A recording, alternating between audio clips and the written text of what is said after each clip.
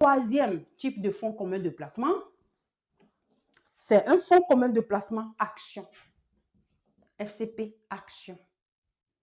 Et le but de ce panier, c'est de faire croître ton argent et battre l'inflation. Ce contenu est purement éducatif. Je t'explique un principe, pas un conseil financier personnalisé. Alors, dans ce panier, il y a plusieurs actions. D'accord? Moi, j'ai vu même des FCP qui investissent de la BRBM. Alors, ici, c'est que des actions. Alors, encore une fois, ici, la SGO peut appliquer une stratégie intéressante qu'il dit que peut-être que 80%, désolé, ou 70% de ces paniers seront investis dans des actions, mais que peut-être les 30% vont rester liquides au cas où on voit qu'il y a une entreprise ici qui ne va pas performer.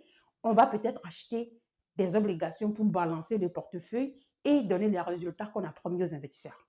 Alors, ça, c'est un fonds commun de placement action. La deuxième chose qui est intéressante dans un fonds commun de placement action, c'est que dans ce panier, il y aura la possibilité qu'il y a des entreprises qui versent des dividendes. OK? Ce qui veut dire que les dividendes qui sont versés dans ce panier pourraient être réinvestis et ça vous donne l'opportunité de faire fructifier votre argent sur le long terme. Alors ça, c'est un fonds commun de placement action.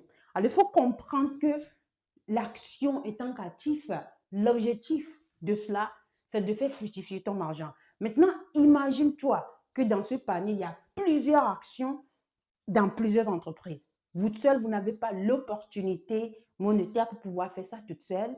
Et si même si vous avez l'argent de le faire, vous n'avez pas le temps de suivre le portefeuille activement de la manière que la SGO peut le faire. Alors ça, c'est un fonds commun de placement action qui est le troisième type de fonds commun de placement.